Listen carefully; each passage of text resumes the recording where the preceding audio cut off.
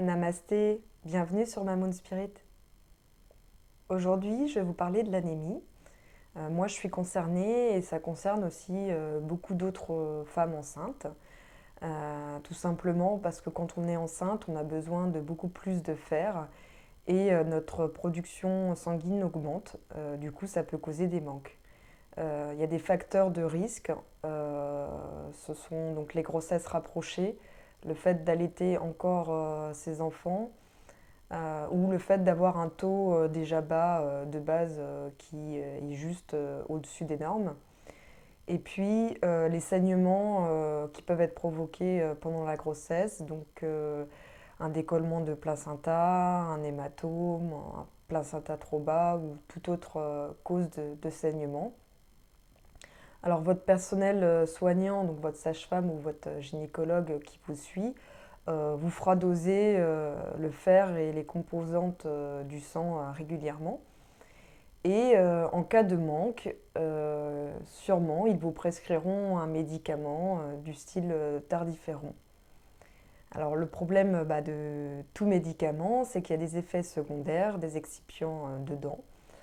Et du coup, si comme moi, vous préférez une approche plus naturelle, plus respectueuse de votre corps, il existe des compléments naturels qui peuvent vous aider.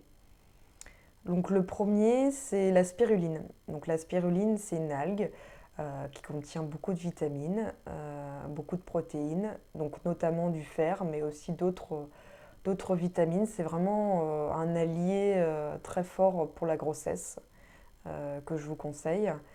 Je prends également de l'ortie.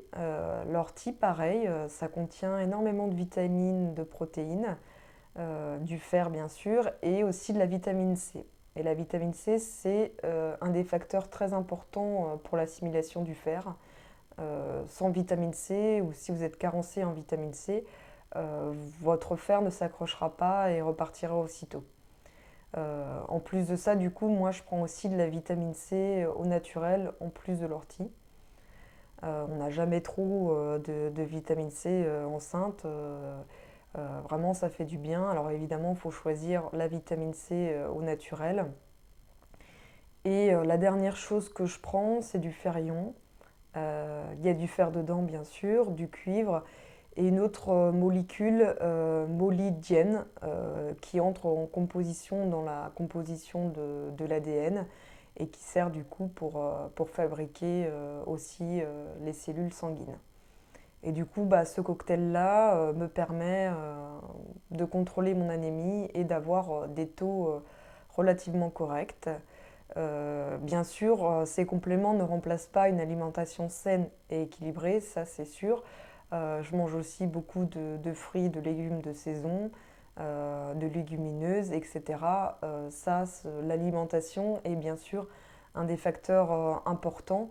Mais malgré tout, moi j'avais de base une bonne alimentation, je mange quand même assez varié, et cela ne suffisait pas. Euh, donc, euh, donc les compléments ne sont pas à prendre à la légère et du coup c'est important d'en prendre pour prévenir cette anémie et si jamais, surtout si votre taux est trop bas. Alors encore une fois, ça n'engage que moi. Si vous préférez prendre des médicaments, libre à vous de faire votre propre choix en toute âme et conscience. Moi, ce que je partage ici, c'est mon expérience personnelle et mon avis. Cela n'engage que moi. À vous de choisir ce qui vous convient le mieux. Voilà. Prenez soin de vous. À bientôt.